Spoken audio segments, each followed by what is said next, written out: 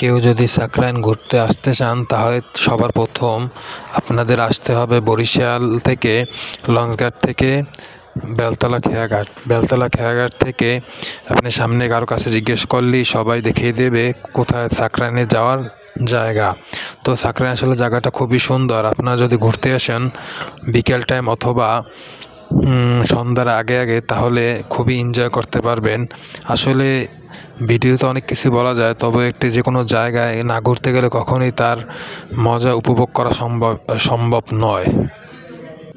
যদি আপনারা এনজয় করতে চান তাহলে অবশ্যই চলে আসুন বরিশালের বিখ্যাত একটি জায়গা সাকরাইন।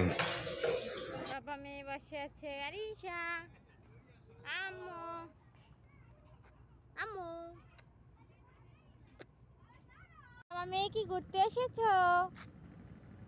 তোমাদের কেমন লাগে? আম্মু, আশাপু কেমন লাগে? ভালো, খারাপ না।